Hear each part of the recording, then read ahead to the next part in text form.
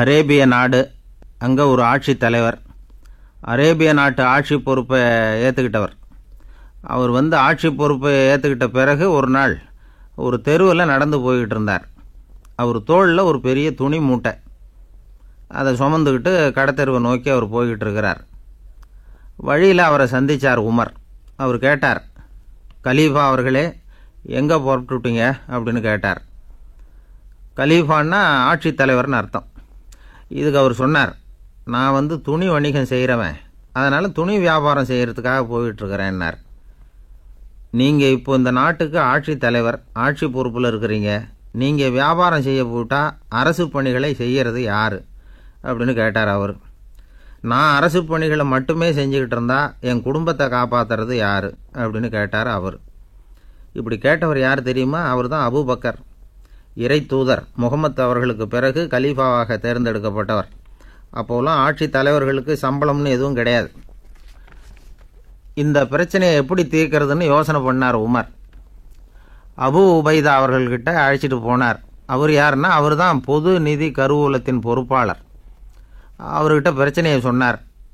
இது மாதிரி ஆட்சி தலைவருக்கு பொது நிதியிலிருந்து ஊதியம் அளிக்க முடியுமான்னு கேட்டார். பொது நிதி விதிகளின்படி அதுக்கு சாத்தியம் இல்லைன்னு சொல்லிவிட்டார் அவர்.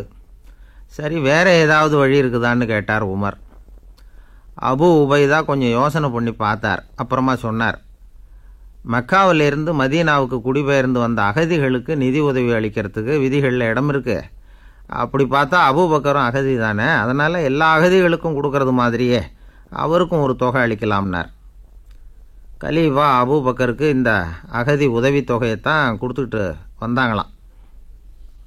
குடும்ப செலவுக்கு அது போதுமானதாக இல்லை. இருந்தாலும் கலீஃபாங்கிறதுக்காக மற்ற அகதிகளை விட அதிகமாக தொகையை பெற அவர் விரும்பலை. மார்பு பக்கம் கிழிஞ்சிருந்த ஒரு மேலாடையை தான் அவர் அணிஞ்சிருந்தார். அவருடைய துணைவியார் அஸ்மா, அவங்க ஒரு நாள் தேன் அருந்த ஆசையாக இருக்குன்னாங்களாம். நமக்கு கிடைக்கிற ஊதியம் குடும்ப செலவுக்கே போதுமானதா இல்லையே, இந்த நிலையில் தேன் வாங்கிறதுக்கு காசுக்கு நான் எங்கே போவேன்ருக்கார் அவர். கொஞ்ச நாள் கழித்து அவங்க ஒரு தொகையை அவர்கிட்ட கொடுத்து தேன் வாங்கிட்டு வர சொன்னாங்களாம். இவருக்கு ஆச்சரியம், ஏது இந்த பணம்னு கேட்டிருக்காரு. நீங்கள் தினமும் குடும்ப செலவுக்காக கொடுத்துக்கிட்டு வந்த பணத்தில் கொஞ்சம் கொஞ்சமாக மிச்சப்படுத்தி வச்சேன்னாங்களாம். அபூபக்கர் அந்த பணத்தை எடுத்துக்கிட்டு நேராக பொது நிதி கருவூல பொறுப்பாளர்கிட்ட போனார். இந்த பணத்தை பொது நிதியில் சேர்த்துருங்க, இது அதிகப்படியாக எனக்கு தரப்பட்டு வந்த ஊதியம், அடுத்த மாதத்துலேருந்து இந்த தொகையை குறைச்சிங்கன்னு வேற சொல்லிவிட்டாராம். பசியை தணிக்க தேவையான அளவு உணவு, ஒரு ஜோடி உடை, இதை தவிர கூடுதலாக மக்கள் பொது நிதியிலிருந்து வாங்கிக்கிறதுக்கு என் குடும்பத்தாருக்கு உரிமை இல்லை அப்படின்னு சொல்லி கண்டிப்பாக சொல்லிவிட்டாராம். அவர் வாங்கிட்டு வந்த அந்த குறைந்த ஊதியம் கூட அவர் மனசை உறுத்திக்கிட்டே இருந்தது. கடைசி நேரம் அவர் தம்முடைய மகள் ஆயிஷா அவர்கள் அழைச்சார். மகளே, இதுவரைக்கும் பொது நிதியிலிருந்து நான் வாங்கிட்டு வந்த தொகை என்னுடைய இதயத்தில் பாரமாக அழுத்திக்கிட்டு இருக்கு. என் தோட்டத்தை விற்று அதில் வர்ற பணத்திலேருந்து நான் இதுவரைக்கும் வாங்கிட்டு வந்த ஊதிய தொகையை கணக்கு போட்டு பொது நிதியில் சேர்த்துடு அப்படின்னாராம். பதவி ஏற்கிறதுக்கு முன்னாடி தன்கிட்ட இருந்ததை விட இப்போ கூடுதலாக என்ன சொத்து இருக்குன்னு பார்த்துருக்கார். ஒரு ஒட்டகம், ஒரு கோப்பை, ஒரு பணியாள். இதையும் அடுத்தபடியாக கலீஃபாவா வர்றவர்கிட்ட ஒப்படைச்சிருங்க அப்படின்னு விட்டாராம். அதே மாதிரி அடுத்து வந்த உமர்கிட்ட ஒப்படைச்சாங்க. அப்போ உமர் சொன்னாராம், அபூபக்கரே, இந்த முன்மாதிரியால் உங்களுக்கு பிறகு இந்த ஆட்சி பொறுப்பை ஏற்கிறவர்களை பெரும் நெருக்கடிக்கு ஆளாகி விட்டீங்க அப்படின்னு சொல்லி ரொம்ப கண் கலங்கினாராம். கடைசியாக அபூபக்கர் தன்னுடைய குடும்பத்தாருக்கு விட்டு சென்ற சொத்து ஒரு படுக்கை விரிப்பு, ஒரு போர்வை, அவ்வளவுதான். இது சிந்திக்க வேண்டிய ஒரு செய்தி. ஒரு ஊரில் ஒரு மன்னர் இருந்தாராம்.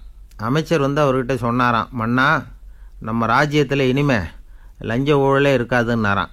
ஆஹா, அப்படின்னா ஊழல் பேர் வழிகளையெல்லாம் நாடு கடத்தியாச்சா அப்படின்னு கேட்டிருக்காரு மன்னர். இதுக்கு அவர், அப்படி இல்லைங்க, இனிமே கொடுக்கறதுக்கு ஜனங்கள்கிட்ட பணமே இல்லை அப்படின்னாராம். அன்பாக இருக்கணும்னு அநேக பெரியவங்க சொல்லியிருக்கிறாங்க. நாமளும் அதை கேட்டுவிட்டு அன்பு காட்டுறதுக்கு தயாராக தான் இருக்கிறோம். அதை வாங்கிறதுக்கு தான் ஆளை காணும். இருந்தாலும் அன்பில் எத்தனையோ வகை உண்டு. அதை சரியாக புரிஞ்சுக்கிட்டு அதுக்கப்புறம் அன்பு காட்ட ஆரம்பிக்கணும். வகையை புரிஞ்சிக்காமல் அன்பு காட்டினா வம்புல மாட்டிக்க வேண்டியது தான். அன்புன்னா சாதாரணமாக நினச்சி விடாதீங்க. அதில் எவ்வளவு விதம் தெரியுமா? இரக்கம், கருணை, காருண்யம், பந்துத்துவம், பட்சம், பாசம், நேசம், விசுவாசம், அபிமானம், காதல், பக்தி, இப்படி பல விதமாக அதை பற்றி சொல்லி வச்சிருக்கிறாங்க பெரியவங்க. இந்த வார்த்தைகள்லாம் நாம் கேள்விப்பட்டது தான். இருந்தாலும் அதுகளுக்குள்ளே என்ன வித்தியாசம்னு கேட்டால் சரியாக சொல்ல தெரியாது. அதனால் இந்த வார்த்தைகளுக்கெல்லாம் பெரியவங்க என்ன விளக்கம் சொல்கிறாங்கன்னு இப்போ பார்க்கலாம். எளியவர்கள் மேலே செலுத்துகிற அன்பு இருக்கு பாருங்கள், அதுக்கு இரக்கம்னு பேர். அறிவு பலம், சரீர பலம், இது ரெண்டும் இல்லாதவங்க மேலே, அதாவது வலிமையற்றவர்கள் மேலே செலுத்துகிற அன்பு இருக்கு பாருங்கள், அதுதான் கருணை. எறும்புலேருந்து யானை வரைக்கும் சகல ஜீவராசிகள் மேலேயும் காட்டுற அன்புக்கு காருண்யம்னு பேர், ஜீவகாருண்யம். சிபி சக்கரவர்த்தி காட்டின அன்பு இந்த ரகம். உறவினர்கள், சொந்தக்காரங்க, அவங்க வசதியாக இருந்தாலும் வறுமையில் இருந்தாலும் வித்தியாசம் இல்லாமல் காட்டுற அன்பு இருக்கு பாருங்க, அதுக்கு பேர் பந்துத்துவம். ஒரு எஜமானன் வேலையாள்கிட்ட காட்டுற அன்பு இருக்கு பாருங்க, அதுக்கு பேர் தான் பட்சம். அவனும் தன்னை மாதிரி மனுஷன்தாங்கிற நினப்பு வேணும். ஒரு தாய் தன்னுடைய குழந்தை மேலே, ஒரு குழந்தை தன்னுடைய தாய் மேலே செலுத்துகிற அன்புக்கு பாசம்னு பேர். ஈருடல் ஓர் உயிர்னு நினைக்கிறது இது. ராமரும் கௌசலையும் இதுக்கு உதாரணம். தம்மை ஒத்த நண்பர்கள்கிட்ட செலுத்துகிற அன்புக்கு நேசம்னு பேர். வயசு, செல்வம், அந்தஸ்து இந்த வித்தியாசமெல்லாம் பார்க்காம அவங்க சுகதுக்கத்தில் சமபங்கு எடுத்துக்கிறது இது. கிருஷ்ணன் குசேலர்கிட்ட காட்டினது இந்த ரகம். வேலை செய்கிறவன் முதலாளிகிட்ட காட்டுற அன்புக்கு விசுவாசம்னு பேர். தேசத்து மேலேயும் தாய்மொழி பேர்லையும் செலுத்துகிற அன்புக்கு அபிமானம்னு பேர். தேசாபிமானம்னு சொல்கிறோமே இதுதான். ஒரு கணவன் மனைவி பேரில் காட்டுற அன்புக்கு காதல்னு பேர். கடவுள் பேரில் செலுத்துகிற அன்புக்கு பக்தின்னு பேர். இப்படி அன்புல பல ரகம் இருக்கிறப்போ அதில் உள்ள வித்தியாசம் தெரியாமல் இடம் மாற்றி அன்பு காட்டினா இடைஞ்சல் தான். சரி, இந்த அன்பை பற்றி விஞ்ஞானம் என்ன சொல்லுது தெரியுமா? இதயத்தை பாதுகாக்கிறதுக்கு முக்கியமாக தேவைப்படுற ஒன்று இந்த அன்பு தான்னு சொல்லுது. நெதர்லாந்து விஞ்ஞானிகள் இதை ஆராய்ச்சி பண்ணியே கண்டுபிடிச்சிருக்கிறாங்க. கொஞ்சம் முயல் குட்டிகளை 2 பிரிவாக பிரித்தாங்க. 2 குரூப்புக்கும் கொழுப்பு அதிகமாக உள்ள ஆகாரத்தையே கொடுத்துக்கிட்டு வந்தாங்க. ஆனால் ஒரு குரூப்புக்கு வெறுமன ஆகாரத்தை கொடுத்ததோடு சரி, இன்னொரு குரூப்பு முயல்களுக்கு ஆகாரம் கொடுத்ததோடு நிறுத்திக்கல. அதுக்கு முன்னாடி கூண்டுகளை திறந்து விட்டு முயல்களை கொஞ்ச நேரம் எடுத்து கொஞ்சி விட்டு அதுக்கப்புறமா ஆகாரம் கொடுத்தாராம் ஆராய்ச்சியாளர். இந்த குரூப்புக்கு இதய பாதிப்பு 60% குறைச்சலாக இருந்துதான். சில நோயாளிகளுக்கு ஹார்ட் அட்டாக் வந்தாலும் அதை தாங்கிக்கிட்டு குணமாகிற சக்தி அதிகமாக இருக்குது. இது எப்படின்னு ஆராய்ச்சி பண்ணி பார்த்துருக்குறாங்க. அவங்கெல்லாம் மனைவி தன் பேரில் ரொம்ப அன்பாக இருக்கிறதாக நினைக்கிறவங்களாம் இருக்கிறாங்களாம். இதய நோயாளிகள் பல பேரை சந்தித்து இதய நோய் ஏற்பட என்ன காரணம்னு கேட்டிருக்கிறாங்க. அவங்க சொன்ன காரணம்லாம் சாப்பாடு சம்மந்தமாக இல்லையா, மனைவி அன்பா இல்லை, இப்படிப்பட்ட காரணத்தை தான் சொல்கிறாங்களாம். அதனால் இதயத்தை பாதுகாக்கணும்னு நினைக்கிறவங்க அடுத்தவங்க அன்பாக இருக்கிறது மாதிரி பார்த்துக்குங்க, அதுதான் முக்கியம்.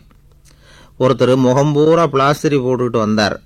ரொம்ப கோபமாக, என்னங்க ஆச்சுன்னு விசாரித்தேன். எல்லாம் உங்களால் தான் சார்னார். விவரமாக சொல்லுங்களேன். என்ன, உங்கள் தகவலை கேட்டுட்டு ஒரு பூனைக்குட்டியை கையில் எடுத்தேன், அன்பாக அதை தடவி கொடுக்கறதுக்காக.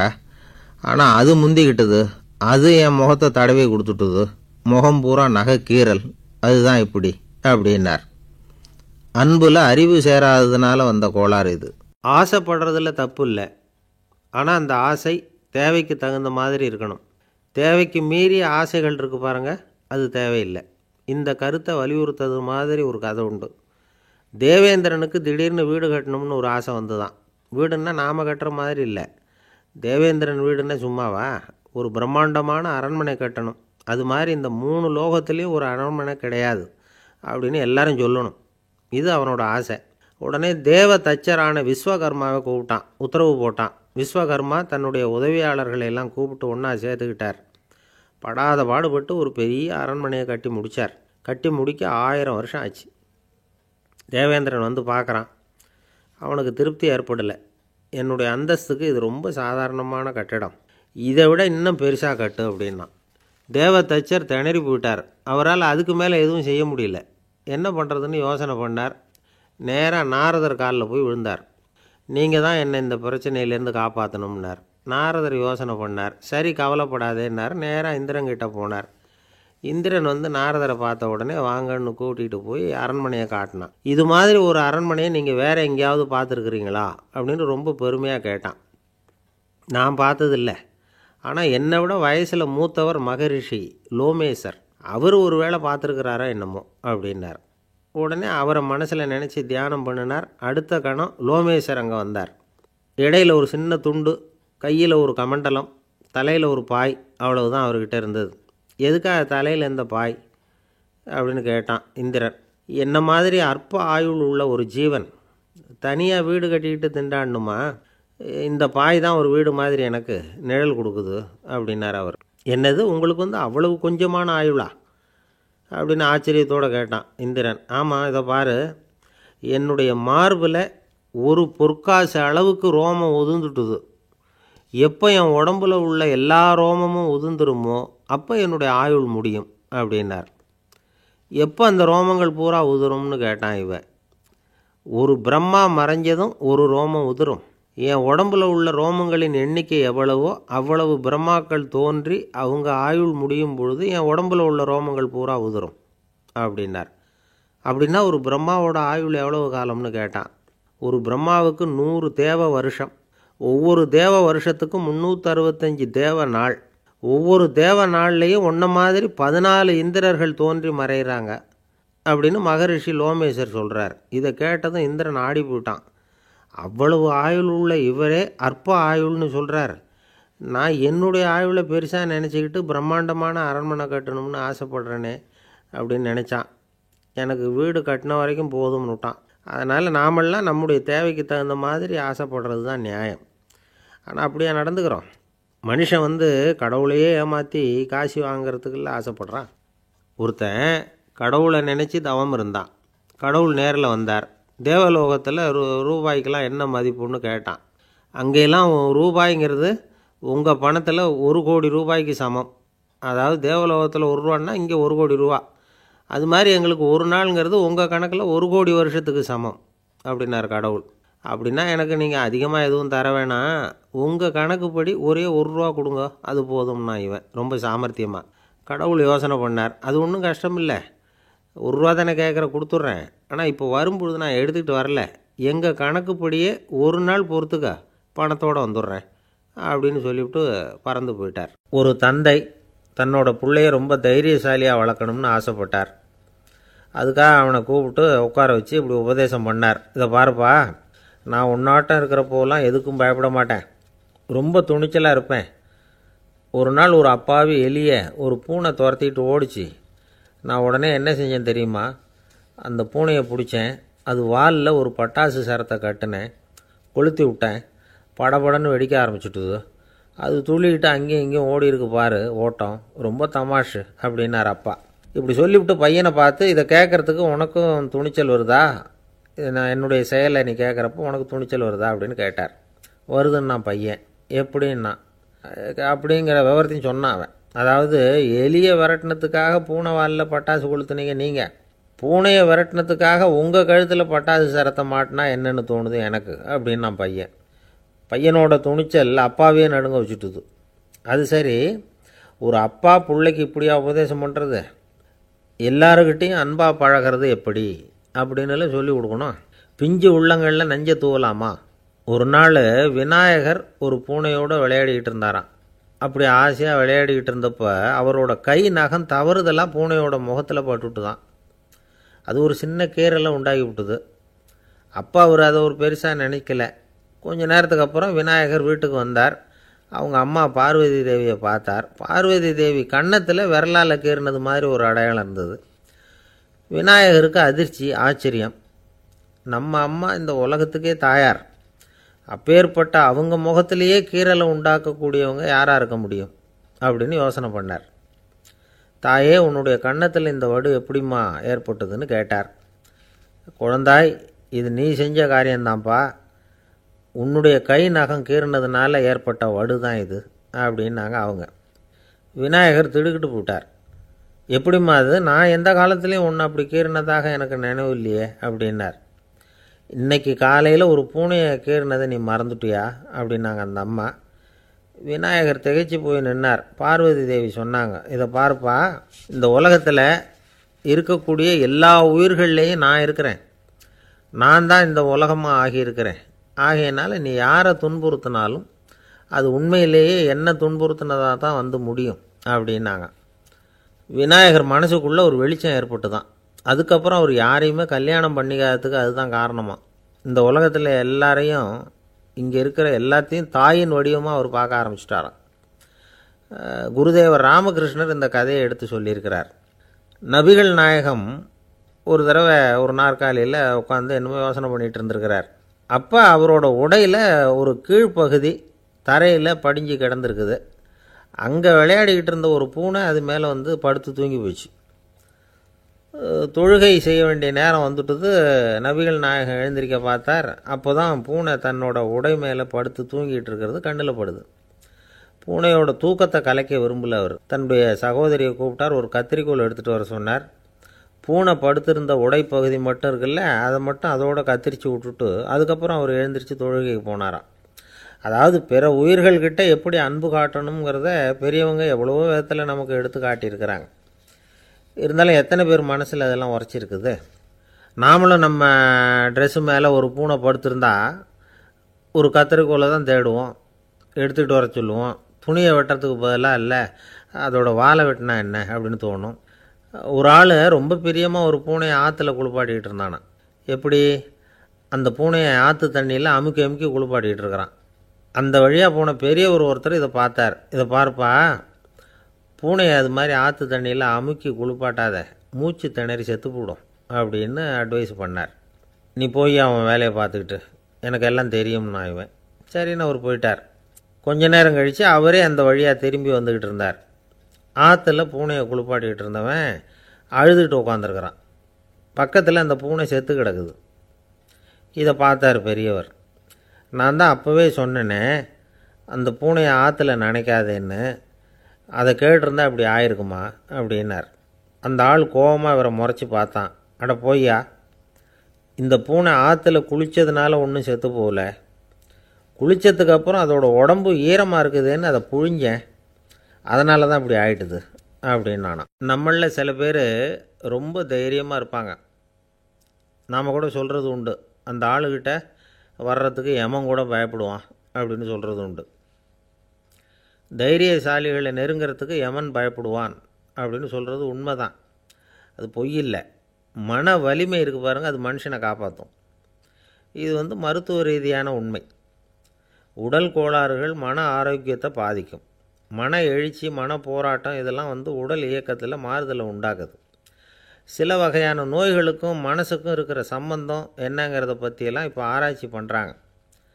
ஆஸ்மா, மூட்டு வலி, பெருங்குடல் அழற்சி, உயர் இரத்த அழுத்தம், சோரியாசிஸுங்கிற தோல் வியாதி, வயிற்று புண்ணு, இந்த தைராய்டு நச்சுத்தன்மை, இது மாதிரி நோய்களை உண்டாக்குறதுல மனசோட பங்கு என்னங்கிறத பற்றியெல்லாம் ஆய்வு பண்ணி பார்த்துருக்குறாங்க. எதுக்கு எடுத்தாலும் சோர்ந்து போகிறது, தோண்டு போகிறது, இப்படிப்பட்ட மனவாகு, அதோட யாரும் நமக்கு உதவ முடியாது அப்படிங்கிற மனோபாவம், கைவிடப்பட்ட மனநிலைமை, இதெல்லாம் வந்து நோயோட தீவிரத்தை ரொம்ப அதிகரிக்க செய்யுதான். இவங்கெல்லாம் அந்த கைகால் வலிக்குது, உடம்பு அசதியாக இருக்குது, தூக்கம் வரல, முதுகு வலிக்குது, உடம்பில் வந்து உணர்ச்சி குறையுது, கைகால் விரல்லாம் மரத்து போகுது, இப்படி ஏதாவது சொல்லிக்கிட்டு டாக்டர்களை தேடி வந்துக்கிட்டு இருப்பாங்க. நெஞ்சு வலி வந்து யாருக்கு வருது தெரியுமா? பதற்றம், போட்டி மனப்பான்மை, அளவுக்கு அதிகமான வேகம், துடிப்பு, பேராசை, இதுலேயும் கட்டுப்பாடு, நேரம் தவறாமை, அப்புறம் இதெல்லாம் வந்து உள்ள மனவாக உள்ளவங்க இருக்கிறாங்கல்ல, அவங்க பெரும்பாலும் நெஞ்சு வலிக்கு ஆளாயிடுறாங்களாம். ஃப்ரீட்மேன் அப்படிங்கிறவர் நிறைய ஆராய்ச்சியெல்லாம் பண்ணி பார்த்துட்டு இதை உறுதிப்படுத்தியிருக்கிறார். அவர் பண்ணின ஆராய்ச்சியில் என்னெல்லாம் தெரிய வந்தது தெரியுமா? பொறுப்பு அதிகம் உள்ளவங்களுக்கு கண்டிப்பாக இரத்த அழுத்தம் வரும், அதிகமாக இருக்குமா. அதே மாதிரி கண்டிப்பாக இருக்கிறாங்கல்ல, அவங்களுக்கும் இரத்த அழுத்தம் அதிகரிக்குமா. இரத்த அழுத்தம் தனக்கு அதிகமாக இருக்குங்கிறத தெரிஞ்சுக்கிட்டவங்க தலைவலி, மயக்கம், இந்த தலை சுத்தல், அசதி, இது மாதிரியான உணர்வுகளை வந்து அவங்களுக்கு வந்துடும், அது மாதிரி உணர்வு. ஆனால் உண்மை என்ன தெரியுமா? இதெல்லாம் வந்து இரத்த அழுத்தத்தினால இல்லை. இரத்த அழுத்தம் கட்டுப்பாட்டுக்குள்ளே இருந்தால் கூட இவங்க இப்படி நினைக்கிறாங்களாம். இதுக்கு காரணம் மனசு தான் அப்படிங்கிறார் அவர். சில பேர் எப்படி தெரியுமா? ஒருத்தர் வந்து மாரடைப்பால் இறந்து போனார் அப்படின்னு கேள்விப்பட்டால் போதும், இறந்து போகிறதுக்கு காரணம் இதயம்தான் அப்படிங்கிற பீதியால், இதய தளர்ச்சி அப்படிங்கிற மனநோயால் பாதிக்கப்படுறார். இவங்கெல்லாம் அடிக்கடி தங்களுடைய இதய பகுதியை தொட்டு பார்த்துக்குவாங்க, நாடியை பிடிச்சி பார்த்துக்குவாங்க. அடிக்கடி மூச்சை உள்ளுக்கு இழுத்து வெளியில் விட்டு வலி வருதா அப்படின்னு பார்த்துக்கிட்டு இருப்பாங்க. வேறு எங்கேயாவது வலிச்சா கூட நெஞ்சை வலிக்குதா அப்படின்னு பார்ப்பாங்க. நெஞ்சு வலிக்குதுன்னு கூட சில பேர் சொல்ல ஆரம்பிச்சிருவாங்க. ஆஸ்மாவுக்கும் மனசுக்கும் சம்பந்தம் உண்டு. தீர்வு காண முடியாத மன போராட்டங்கள் எல்லாத்துக்கும் அடுத்தவங்களையே சார்ந்து இருக்கிற மனநிலை, இதெல்லாம் ஆஸ்மாவினுடைய தீவிரத்தை அதிகப்படுத்திடும். பயம், இது எப்படின்னா என்ன நடக்குமோங்கிற பதற்ற நிலை, அப்புறம் இந்த பயம் இதெல்லாம் சுவாசித்தலை அதிகரிக்க செய்யுது இல்லையா? இதனால் இரத்தத்தின் காரத்தன்மை அதிகமாகி நோயின் தீவிரமும் அதிகமாகுது. மனப்போராட்டம், மனக்கவலை, மன இறுக்கம் இதெல்லாம் தோல் வியாதியை தூண்டி விடுதான். இது மாதிரி இன்னும் எவ்வளவோ இருக்குது. அதனால் இன்றைக்கி நமக்கு தேவை என்னென்னா மன வலிமை, மலர்ந்த முகம். இது ரெண்டும் இருந்துட்டுதுன்னா பலவிதமான நோய்கள் நம்மக்கிட்ட நெருங்கி வராது. டாக்டர் என்ன நெருங்காமல் இருக்கிறதுக்கு நான் ஒரு காரியம் பண்ணுறேன் அப்படின்னார் ஒருத்தர். அவர் என்ன அர்த்தத்தில் சொன்னார்னா, டாக்டர் அவரை நெருங்காமல் இருக்கிறதுக்கு அவர் ஒரு காரியம் பண்ணுறாராம். நண்பர்கிட்ட சொன்னார். நண்பர் கேட்டார், அது என்ன காரியம் பண்ணுற அப்படின்னு கேட்டார். தினம் ஒரு ஆப்பிள் பழம் சாப்பிட்றேன்னார் அவர். ஏன்னா ஆங்கிலத்தில் ஒரு பழமொழி சொல்லுவாங்கள்ல, an apple a day keeps doctor away அப்படிம்பாங்க. ஒரு ஆப்பிள் பழம் சாப்பிட்டா டாக்டர் விலகியே இருப்பார், டாக்டர்கிட்ட போக வேண்டிய அவசியம் இருக்காது அப்படிங்கிறதுக்காக அந்த பழமொழி சொல்கிறது. என்ன, நான் யாருமே நெருங்காமல் இருக்கிறதுக்கு நான் ஒரு காரியம் பண்ணுறேன்னார் இன்னொருத்தர். டாக்டர் நெருங்காமல் இருக்கிறதுக்கு ஆப்பிள் பழம் சாப்பிட்றேன்னார் அவர். என்னை யாருமே நெருங்காமல் இருக்கிறதுக்கு நான் ஒரு காரியம் பண்ணுறேன்னார் இன்னொருத்தர். அது என்னன்னு கேட்டோம். தினம் ஒரு பூண்டு சாப்பிட்றேன்னார். ஏ கார்லிக் எ டே கீப்ஸ் எவ்ரிபடி அவே அப்படின்னு அதுக்கு ஒரு புது விளக்கமும் கொடுத்தார்.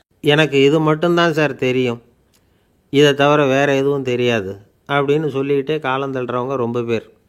அவங்களெல்லாம் கஷ்டப்பட வேண்டியிருக்கும். ஒருத்தர் தன்னுடைய தொழிலில் ரொம்ப கெட்டிக்காரராக இருக்கலாம்.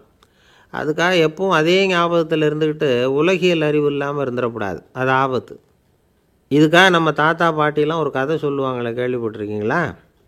ஒரு சமயம் ஒரு 4 பேர் சேர்ந்து வெளியூருக்கு பிரயாணம் போனாங்களாம். அந்த 4 பேர் எப்படி தெரியுமா?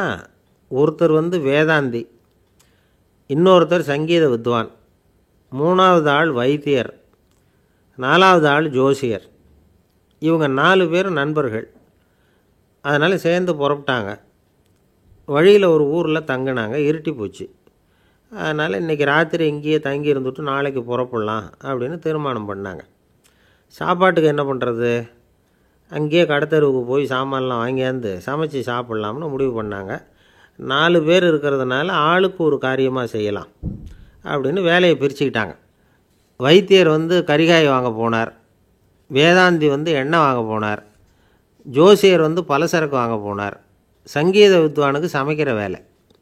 எல்லாம் சரி, ஆனால் நடந்தது என்ன தெரியுமா? கடைத்தெருவுக்கு காய்கறி வாங்க போனார்ல வைத்தியர், அங்கே போய் மார்க்கெட்டில் பார்த்தார். ஒவ்வொரு கரிகாயாக எடுத்து பார்த்தார். இது பித்தம், உடம்புக்கு ஒத்துக்காது, இது வாயு, உடம்புக்கு ஒத்துக்காது அப்படின்னு ஒவ்வொன்றா தள்ளினார். கடைசியில் ஒன்றுமே தேரல, வெறுங்கையோடு திரும்பி வந்துக்கிட்டு இருக்கிறார். எண்ணெய் வாங்க போனார் வேதாந்தி, அவர் ஒரு தொன்னையில் எண்ணெயை வாங்கினார். பேசாமல் அதை எடுத்துகிட்டு வர வேண்டியது தானே, முடியல. அவருடைய வேதாந்த மூளை சிந்திக்க ஆரம்பிச்சுட்டுது. இந்த தொன்னைக்கு எண்ணெய் ஆதாரமா அல்லது எண்ணெய்க்கு தொன்னை ஆதாரமா அப்படிங்கிற ஆராய்ச்சியில் இறங்கினார். என்னாச்சு தெரியுமா? அப்படி கவுத்து பார்த்தார். வாங்கின எண்ணெய் பூராவையும் வழியில் கொட்டிவிட்டு வெறும் தொன்னையோடு சேர்ந்தார். பலசரக்கு வாங்க போனார் ஜோசியர், அவர் ஒரு வழியில் பார்த்தாரு. வழியில் வந்தவங்களெல்லாம் அங்கங்கே ஒரு மரத்தடியில் உட்கார வச்சு அவங்களுக்கெல்லாம் ஆர்வம் சொல்ல ஆரம்பிச்சிட்டார். அப்படி ஒவ்வொருத்தராக சொல்லி முடிச்சுட்டு கடத்தருக்கு போய் சேர்ந்தார். இவர் அங்கே போய் சேர்றதுக்குள்ளே ரொம்ப நேரம் ஆகிட்டுது. கடையெல்லாம் பூட்டிவிட்டு போயிட்டாங்க. என்ன செய்கிறது? அவரும் வெறுங்கையோடு திரும்பி சேர்ந்தார். சரி, இவங்க கதை தான் இப்படி ஆச்சு. அங்கே சமைக்கிறதுக்காக உட்காந்துருந்தார் சங்கீத வித்வான், அவர் கதை என்னாச்சு தெரியுமா? அங்கே அவர் அடுப்பை பற்ற வச்சு ஒலையை கொதிக்க வச்சார். அதாவது ஒரு பானையில் தண்ணியை ஊற்றி அடுப்பில் வச்சார். அது கொதிக்க ஆரம்பிச்சிது. தண்ணி கொதிக்கிற சத்தம் இருக்குதுல்ல, அது இவருக்கு தாளம் போடுறது மாதிரி இருந்தது. ஒரே குஷி, பாட ஆரம்பிச்சிட்டார். பாடிக்கிட்டே உற்சாகமாக கையில் இருந்த கரண்டியால் அந்த பானையில் தட்டினார், தாளம் போடுறதா நினச்சிக்கிட்டு. அவ்வளவுதான், பானை பட்டுன்னு உடஞ்சி போச்சு. தலையில் கையை வச்சுக்கிட்டு அவரும் உட்காந்துட்டார். எந்த தொழில் தெரிஞ்சாலும் சரி, அதை புத்திசாலித்தனமாக பயன்படுத்த தெரியலன்னா ஆபத்து தான். அதுக்காக தான் இந்த கதை. ஒரு பஸ்ஸு டிரைவர் ரொம்ப கெட்டிக்காரர். பஸ்ஸை ரொம்ப திறமையாக ஆபத்து இல்லாமல் ஓட்டினதுக்காக பரிசுலாம் வாங்கினவர். அவரே ஒரு படகு ஓட்டுறதுக்காக அழைச்சிட்டு போயிருக்கிறாங்க, மோட்டார் படகு. அதையும் ரொம்ப திறமையாக தான் ஓட்டிகிட்டு போயிருக்கிறாரு. நடுக்கடலில் போனதும் படகு நின்று போச்சு. மோட்டாரில் ஏதோ கோளாறு. என்ன செய்யலாம் அப்படின்னு அந்த டிரைவரை கேட்டிருக்கிறாங்க படகுல இருந்தவங்கெல்லாம். அப்போ அவர் சொன்னாராம், கவலைப்படாதீங்க, ஒன்றும் பிரச்சனை இல்லை, எல்லோரும் கொஞ்சம் கீழே இறங்கி பின்னாடி தள்ளுங்க, மோட்டார் ஸ்டார்ட் ஆகிடும் அப்படின்னாராம். ஒரே ஒரு ஊரில் ஒரு ராஜா இருந்தார். அவர் பேரில் மக்களுக்கு ரொம்ப மரியாதை. அவ்வளவு நல்லா ஆட்சி புரிஞ்சுக்கிட்டு வந்தார். அவருக்கு வயசாகிட்டுது. அதனால் ஒரு நாள் அமைச்சரை கூப்பிட்டார். இதை பாருங்கள், எனக்கு வயசாகிட்டுது, அதனால் இந்த அரச பொறுப்பையெல்லாம் நீங்கள் ஏற்றுக்குங்க அப்படின்னார். அதுக்கப்புறம் ராணியை கூப்பிட்டார். வா, நாம் இனிமேல் இங்கே இருக்க வேணாம், காட்டுக்கு போய் தவம் பண்ணலாம் அப்படின்னு கூப்பிட்டார். இந்த செய்தி மக்களுக்கு அறிவிக்கப்பட்டது. மக்கள் உடனே கூட்டம் கூட்டமாக அரண்மனைக்கு வர ஆரம்பிச்சிட்டாங்க. மன்னரை போய் பார்க்குறாங்க. அரசே, தாங்கள் எங்களுக்கு தந்தை மாதிரி. நீங்கள் காட்டுக்கு போயிட்டால் நாங்கள்லாம் இங்கே எப்படி இருக்க முடியும்?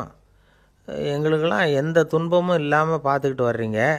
இது மாதிரியான ஒரு அரசாட்சி இல்லைன்னா மக்கள் வாழ்ந்து என்ன பயன் அப்படின்னாங்க.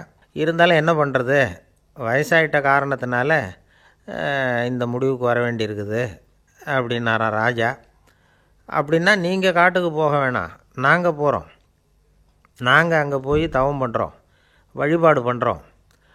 கடவுள் வருவார், அவர்கிட்ட வரம் வாங்கிட்டு வந்துடுறோம் அப்படின்னாங்களாம். அப்படி சொல்லிவிட்டு உடனே எல்லோரும் காட்டுக்கு போனாங்க. நாட்டு மக்கள் எல்லாரும் ஒட்டு மொத்தமாக காட்டில் உட்காந்துக்கிட்டு தவம் பண்ணுறதை பார்த்தார் கடவுள். உடனே புறப்பட்டு வந்தார். எல்லோரும் இப்படி உட்காந்துருக்குறீங்களே, என்ன வேணும் உங்களுக்கு அப்படின்னு கேட்டார். உடனே மக்கள் எல்லாரும் ஒரு குரலில் சொன்னாங்க, சுவாமி, எங்கள் மன்னன் ரொம்ப நாளைக்கு நல்லபடியாக இருக்கணும். அவர் மகிழ்ச்சியாகவும் உடல் நலத்தோடும் இருந்தால் தான் நாங்கள் அமைதியாக வாழ முடியும் அப்படின்னாங்க. சரி, அதுக்கு என்ன செய்யணும் அப்படின்னார் ஆண்டவன். எங்கள் மன்னருக்கு இன்னும் ஒரு 100 வருஷம் ஆயுளை கொடுங்க அப்படின்னாங்க.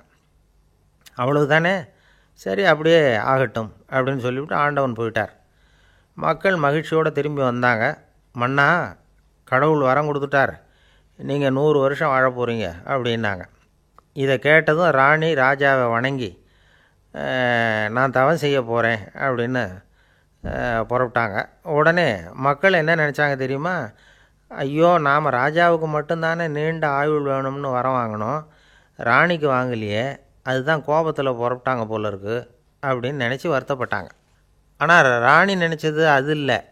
ராணி போய் தவம் பண்ணாங்க, கடவுள் காட்சி கொடுத்தார். இவங்க கேட்குறாங்க, சுவாமி, ராஜாவுக்கு மட்டும் 100 வருஷம் ஆயுள்னு வரம் கொடுத்துட்டீங்க, அப்படின்னா குடிமக்களும் 100 வருஷம் இருக்கணும். இப்படிப்பட்ட குடிமக்கள் இல்லைன்னா அப்படிப்பட்ட அரசன் இருந்து என்ன பிரயோஜனம் அப்படின்னாங்களாம். ஆண்டவன் பார்த்தார், சரி அவங்களும் 100 வருஷம் வாழ்வாங்க, அது மட்டும் இல்லை, நீயும் 100 ஆண்டு காலம் வாழ வரமளிக்கிறேன் அப்படின்னு சொல்லிவிட்டு மறைஞ்சிட்டார். இதில் ஆண்டவன் வர்றதும் மறையிறதும் முக்கியம் இல்லை.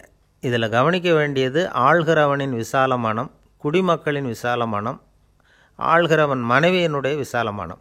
இப்படி ஒரு நாடு இருந்துட்டுதுன்னா எப்படி இருக்கும் வாழ்க்கை நினச்சி பாருங்கள். அதனால தான் பெரியவங்கள்லாம் சொல்கிறாங்க, இதய வாசல் திறந்தே இருக்கணும், இதயத்தின் கதவுகளை மூடாதீங்க அப்படின்னு சொல்லுவாங்க. என்கிட்ட ஒருத்தர் சொன்னார், என்னுடைய இதய வாசல் எப்போவும் திறந்தே தான் இருக்குதுன்னார். எதனால் அப்படி சொல்கிறீங்க அப்படின்னு கேட்டோம். டாக்டரே சொல்லிவிட்டார், என்னுடைய இதயத்தில் ஒரு ஓட்டை இருக்குது அப்படின்னு, வால்வு சரியில்லையா அப்படிங்கிறார். ஒரு ஆசாமி வேகமாக ஓடிக்கிட்டு இருந்தான். ஏன் இப்படி ஓடுறேன்னு கேட்டார் இன்னொருத்தர். அங்கே ஒரு ஆள் அடிபட்டு கிடக்கிறான், அதை பார்த்தேன், உடனே ஓடுறேன்னா. எங்கேன்னு கேட்டார். ஆஸ்பத்திரிக்குன்னா. ஒரு ஆள் அடிபட்டு கிடக்கிறத பார்த்தா உடனடியாக நாம் செய்ய வேண்டியது முதல் உதவி, அதுக்கப்புறம் தான் ஆஸ்பத்திரி. இன்றைக்கி விபத்துங்கிறது சர்வசாதாரணமாக நடந்துக்கிட்டு இருக்குது. வாகன விபத்து, வெடிகுண்டு விபத்து, தீ விபத்து, கட்டடம் சரியறது, பூகம்பம், இப்படி நிறைய நடக்குது. ஒரு விபத்தை பார்த்துட்டா நம்மளில் பல பேர் நமக்கு என்னத்துக்கு வம்புன்னு ஒதுங்கி போயிடுறதும் உண்டு. சில பேர் துணிஞ்சு கிட்ட போய் உதவி செய்கிறதும் உண்டு. அப்படி உதவி செய்ய நினைக்கிறவங்களுக்கு உபயோகப்படுற தகவல் இது. விபத்தில் காயமடைஞ்சவங்களை 3 பிரிவாக பிரிக்கலாமா.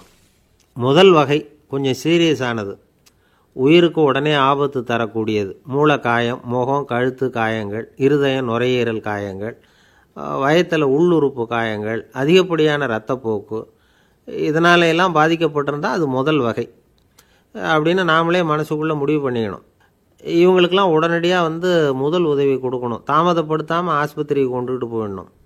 இப்படி கொஞ்சம் எச்சரிக்கையாக நடந்துக்கிட்டால் அவங்களில் பல பேரை காப்பாற்றி போடலாம். ரெண்டாவது வகை எப்படின்னா, முதல் உதவி விரைவாக கிடைச்சா உயிர் பிழைக்கக்கூடிய மார்பு காயங்கள், கைகால் எலும்பு முறிவு, இடுப்பு முதுகெலும்பு காயம், சீரான இரத்த சேதம், இப்படிப்பட்டவங்களை ரெண்டாவது வகையாக பிரிக்கணும். ஆபத்து இல்லாத சிராய்ப்புகள், சிறு காயங்கள், இரத்த உறைவுகள், இதனால் பாதிக்கப்படுறவங்க மூணாவது வகை. ஒருத்தர் தலையில் அடிபட்டு நினைவு விழுந்துட்டார்னு வச்சுங்க, அவருக்கு வாந்தி வர்றதுனால புறையேறி மூச்சு அடைப்பு உண்டாகும். இப்படி ஆகாமல் இருக்கிறதுக்காக தலையை ஒரு பக்கமாக சாய்ச்சி வைக்கலாம். நாடி துடிப்பையும் இதய துடிப்பையும் தொட்டு பார்க்கணும். அது குறைஞ்சிருந்தாலும் சரி, நின்று இருந்தாலும் சரி, அவர் மார்பை நிமிஷத்துக்கு 80 தடவை உள்ளங்கையால் அழுத்தி இதய துடிப்பை மீட்கிறதுக்கு உதவி பண்ணணும். கழுத்தில் காயம்பட்டாலும் ஆபத்து அதிகம். கழுத்துக்கு அடியில் ஒரு துண்டை மடித்து வைக்கலாம். 2 பக்கமும் சின்ன தலையணை அல்லது துணி மடிப்புகளை வச்சு கழுத்தை அதிகமாக அசையாமல் பார்த்துக்கலாம். முதுகெலும்பு முறிஞ்சிருக்குமோ அப்படிங்கிற சந்தேகம் இருந்ததுன்னா அவரை அதிகமாக அசைய விடக்கூடாது. அதிகமாக அசைஞ்சால் தண்டு இடத்துல பாதிப்பு ஏற்பட்டு கை கால் விளங்காமல் போயிடும். அவரை ஒரு கனமான போர்வை இல்லைன்னா பாயில் படுக்க வச்சு 4 பேர் மெதுவாக தூக்கி மருத்துவ உதவிக்கு அனுப்பி வைக்கலாம். கையெலும்பு முறிஞ்சிருந்தால் முறிஞ்ச பாகத்தை உடம்போடு சேர்த்து அசையாமல் கட்டி போடலாம். கால் எலும்பு முறிஞ்சிருந்தால் மற்ற காலோடு சேர்த்து கட்டி போடலாம். முறிஞ்ச பாகம் தொங்காமல் பார்த்துக்கணும். அப்போ தான் வீக்கம் உண்டாகாமல் இருக்கும். வெட்டு காயம், குண்டடிப்பட்ட காயம், இதிலெல்லாம் ரத்தப்போக்கு அதிகமாக இருக்கும். ரத்தம் வெளியேற ஆபத்து அதிகம். சுத்தமான துணியை பல மடிப்புகளாக மடித்து காயத்தின் மேலே வச்சு அழுத்தமாக ஒரு 10 நிமிஷம் பிடிச்சிக்கணும். ரத்தம் நின்ன உடனே காயத்துக்கு கட்டு போடலாம். சில சமயம் காயம்பட்ட பாகத்தை உயரமாக தூக்கி பிடிச்சிக்கிட்டா தான் ரத்த கசிவு நிற்கும். இந்த விவரங்களையெல்லாம் கொஞ்சம் மனசில் வாங்கி வச்சுக்கிட்டோம்னா சமயத்தில் உதவும். ஏன்னா இந்த காலத்தில் விபத்து எந்த ரூபத்தில் எப்போ வரும்னு யூகிக்கவே முடியல. நண்பர் ஒருத்தர் சொன்னார், நேற்றுக்கு பாருங்கள் சார், என் கண்ணு முன்னாடியே ஒரு சின்ன விபத்து நடந்ததுன்னார். என்னென்னு விசாரித்தோம். ஒரு பஸ்ஸில் வந்துக்கிட்டு இருந்தேன். அந்த பஸ்ஸில் பின்பக்கம் படி ஓரமாக நின்றுக்கிட்டு இருந்த ஒருத்தர் ரோட்டில் விழுந்துட்டார். டிரைவர் அதை கவனிக்கலை, நிறுத்தாமல் அவர் பாட்டுக்கு போகிறாருன்னார். கண்டக்டர் உடனே விசில் கொடுத்து பஸ்ஸை நிறுத்த வேண்டியது தானே அப்படின்னோம். அதுதான் சார் முடியாமல் போச்சுன்னார் அவர். ஏன்னு கேட்டாங்க. தவறி கீழே விழுந்ததே அந்த கண்டக்டர் தான் சார் அப்படிங்கிறார். அள்ள அள்ள குறையாதது அட்சய பாத்திரம், அது நமக்கு தெரியும், கேள்விப்பட்டிருக்கிறோம். ஆனால் போட போட நிரம்பாத ஒரு பாத்திரம் உண்டு. அது என்ன தெரியுமா? நம்மளில் பல பேர்கிட்ட அந்த பாத்திரம் உண்டு. அதுதான் பேராசை அப்படிங்கிற பாத்திரம். அதை நிறைவு செய்யவே முடியாது. பேராசையை பற்றி சுஃபி இலக்கியத்தில் ஒரு பிரபலமான கதை உண்டாம். அதை ஒரு பெரியவர் எடுத்து சொல்லியிருக்கிறார். ஒரு மன்னர் நகர்வலம் போயிட்டுருக்கார். ஒரு பிச்சைக்காரன் மன்னர் எதிரில் வரான். பிச்சை போடுங்கோங்கிறான். என்னுடைய அமைதியை கெடுக்காதே போங்கிறார் மன்னர். அவன் சிரிக்கிறான். அரசே, உங்களுடைய அமைதி கெடக்கூடிய நிலையில் இருந்தால் அதுக்கு பேர் அமைதியே கிடையாது அப்படின்னானா. எதிரில் நிற்கிறது வெறும் பிச்சைக்காரன் இல்லை, யோகி அப்படிங்கிறத மன்னர் புரிஞ்சுக்கிட்டார். துறவியே, உங்களுக்கு என்ன வேணும்னாலும் கேளுங்க, கொடுக்குறேன்னாராம். அந்த துறவி மறுபடியும் சிரிக்கிறார். அரசே, உங்களால் முடியாததையெல்லாம் கொடுக்க முடியும்னு சத்தியம் செய்யாதீங்க அப்படின்னார். மன்னருக்கு கோபம் வந்துட்டுது. என்ன இவர் இப்படி சொல்கிறாரே அப்படின்னு நினச்சார். நகர்வலத்தை பாதியிலேயே நிறுத்தினார். வாங்க அரண்மனைக்குன்னார். துறவியை அழைச்சிக்கிட்டு அரண்மனைக்கு வந்துட்டார். துறவி தன்கிட்ட இருந்த பிச்சை பாத்திரத்தை நீட்டினார். இது நிறைய எனக்கு பொற்காசுகள் வேணும் அப்படின்னாராம். அவ்வளவு தானா, இது ஒரு பெரிய காரியமா அப்படின்னு கையை தட்டினாராம் மன்னர். ஒரு பெரிய தாம்பாளம் நிறைய பொற்காசுகள் சேர்ந்தது. அதை அள்ளி போட்டார். போட போட அந்த பிச்சை பாத்திரம் நிரம்பவே இல்லை. பொற்காசுகள் போட போட அவ்வளவையும் உள்ளே வாங்கிக்கிட்டே இருக்குது. அரசாங்க கஜானாவே காலி ஆகிட்டுது. மூட்டை மூட்டையாக பொற்காசுகளை கொட்டி பார்த்துட்டாங்க. அது முழுங்கிக்கிட்டே இருக்குது. கடைசி வரைக்கும் அந்த பிச்சை பாத்திரம் நிரம்பவே இல்லை.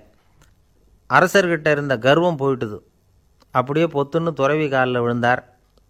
அப்போ அந்த துறவி சொன்னாராம், மன்னா, இந்த பிச்சை பாத்திரத்தை உங்களால் மட்டும் இல்லை, வேறு யாராலையும் நிரப்ப முடியாது. அதுக்கு என்ன காரணம்னா, இது சாதாரண பிச்சை பாத்திரம் இல்லை, பேராசைகளோடு வாழ்ந்து செத்துப்போன ஒரு மனிதனின் மண்டை ஓடுது அப்படின்னாராம். பாருங்கள், இதுதான் அந்த சுஃபி இலக்கிய கதை. செத்த பிறகும் நிறைவு இல்லைன்னா அது எப்பேற்பட்ட பேராசையாக இருக்கும்னு யோசித்து பார்த்துங்க. நம்மால் ஒருத்தர் கல்யாணம் பண்ணிக்க பொண்ணு பார்த்துக்கிட்டு இருந்தார். அழகு, அறிவு, படிப்பு எதுவும் தேவையில்லை, பணம் மட்டும் இருந்தால் போதும் அப்படின்னு பார்க்குறவங்ககிட்டெல்லாம் சொல்லி வச்சார். ரொம்ப நாளைக்கு அப்புறம் ஒரு பணக்காரர் கிடைச்சார். அவர் சொன்னார், இதை பாருங்கள், எனக்கு 20 வயசில் ஒரு மகள், அவளை நீங்கள் கல்யாணம் பண்ணிக்கிட்டா 2 லட்சம் பணம் கொடுப்பேன்.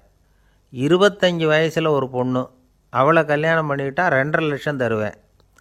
30 வயசில் ஒரு பொண்ணு இருக்கா, அவளை கல்யாணம் பண்ணிக்கிட்டா 3 லட்சம் தருவேன். என்ன சொல்கிற அப்படின்னாராம். இவன் கொஞ்ச நேரம் யோசித்து பார்த்துருக்கான். அதுக்கப்புறம் மெதுவாக அவரை நிமிர்ந்து பார்த்து, ஏன் சார், உங்ககிட்ட 50 வயசில் ஏதாவது பொண்ணு இருக்கா அப்படின்னு கேட்டானான். ஒரு சின்ன பையன் வந்தான். அவனை பார்த்து ஒரு கேள்வி கேட்டோம். ஏன்ப்பா, உங்கள் வீட்டில் அம்மா புத்திசாலியா அப்பா புத்திசாலியா அப்படின்னு. அவன் அலட்சியமாக நம்மளை பார்த்து சிரிக்கிறான்.